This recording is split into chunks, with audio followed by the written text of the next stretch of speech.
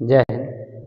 हाँ तो दोस्तों, आज हम लोग पढ़ेंगे line and angle. Lines and angle class 9 का फर्स्ट पार्ट हम लोग पढ़ चुके हैं। सेकंड पार्ट है, आज ज़्यादा नहीं है, थोड़ा आसान ही टॉपिक है। 4 टॉपिक है। इक्वल एंगल्स, इक्वल एंगल्स किसको कहते हैं, एंगल बाइसेक्टर किसको कहते हैं, और कॉम्प्लीमेंट्री एंगल और सप्लीमेंट्री एंगल किसको कहते हैं।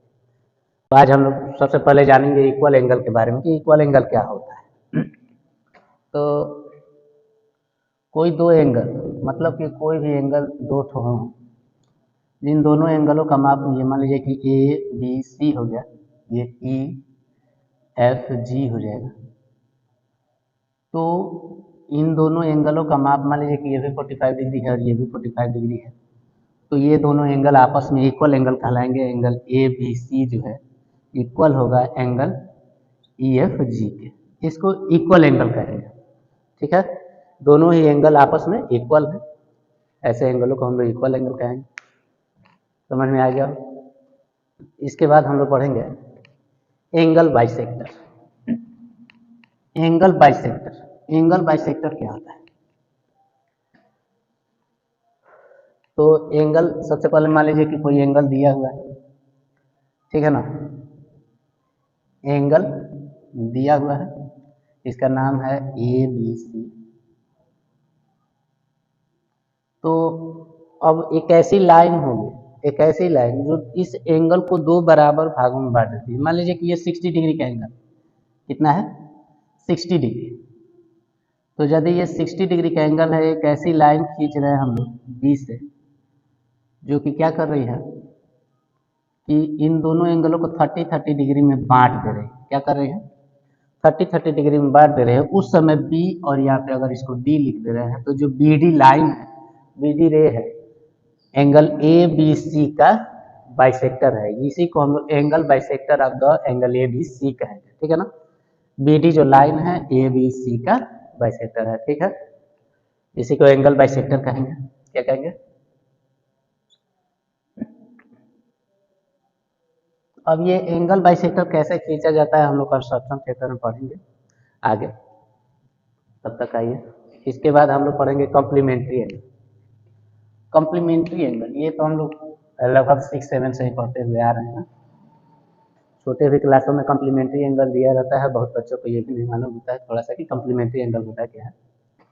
तो आइए हम लोग देख लेते हैं कि कोई दो एंगल है, ये 60 हो गया मान लीजिए, और एक एंगल ऐसे, ये 30 हो गया। तो इन दोनों के सम को अगर मान लीजिए कि 60 और 30 को ऐड करेंगे तो 90 आएगा।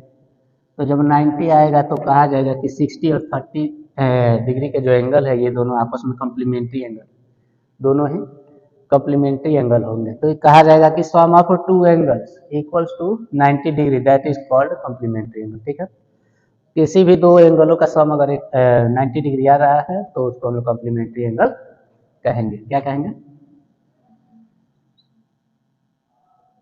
Complementary angles. ठीक है, कभी कभी क्वेश्चन में ऐसे भी आ जाता है कि मान लीजिए कि कोई 45 डिग्री दिया हुआ है, तो कह रहा है कि इसका कॉम्प्लीमेंट फाइंड कीजिए। क्या कीजिए? कॉम्प्लीमेंट फाइंड कीजिए। तो सबसे पहले हम लोग ये जानेंगे कि कॉम्प्लीमेंट होता क्या है। तो कॉम्प्लीमेंट ये होता है कि इसी में जी कोई भी अगर एंगल दिया है, उसी में हम लोग कोई एंगल को ऐड करते हैं। अगर 90 डिग्री आ जा रहा है तो इसको हम लोग कॉम्प्लीमेंट कहेंगे। ये जो एंगल है इसका कॉम्प्लीमेंट है, और ये जो है इसका कॉम्प्लीमेंट है। ठीक है, तो ये 45 डिग्री जो है उधर जाकर माइनस हो जाएगा, तो एक अपनी जगह पे ये 90, और इसमें से हम लोग 45 डिग्री को घटा दे रहे हैं, तो ये 45 डिग्री आ जाएगा, यानी कि 45 का कॉम्प्लीमेंट 45 ही होगा। इसके बाद आते हैं, मान लीजिए कि हो सकता है 75 डिग्री दे दिया रहे, और इसका भी कॉम्प्लीमेंट फाइंड करने के लिए कहें, तो हम लोग कोई भी एंगल मान लीजिए वाई मान लेते हैं, और इसको 90 आ जाएगा जोड़ने पे, सम करने पे 90 आना चाहिए, तभी ना कॉम्प्लीमेंट कहलाएगा। अब ये उधर ले जाकर घटा देंगे हम, तो y बराबर 90 में से हम लोग 75 को अगर घटा देना है तो 15 डिग्री आ जाएगा, यानी कि 75 का कॉम्प्लीमेंट क्या होगा? 15 डिग्री होगा। ठीक है, अब इसके बाद आते हैं हम लोग सप्लीमेंट्री। क्या आता है सप्लीमेंट्री?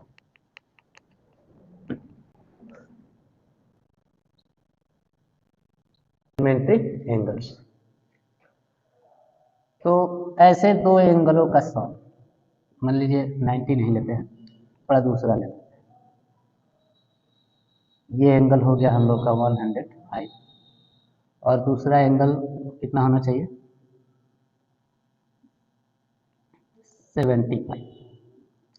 मतलब कि ऐसे दो एंगल तो 105 और 75 को अगर ऐड कर रहे हैं तो 180 है। तो ऐसे दो एंगल जिनका सम क्या होना चाहिए 180 डिग्री होना चाहिए। Sum of two angles is equals to 180 degree that is called supplementary angles. ठीक है, दो एंगलों का सम जिन 180 डिग्री हो तो ऐसे एंगलों को सप्लीमेंट्री एंगल्स कहते हैं। जैसे और भी देखते हैं, मान लीजिए कि 120 का हम लोग को सप्लीमेंट फाइंड करना होगा।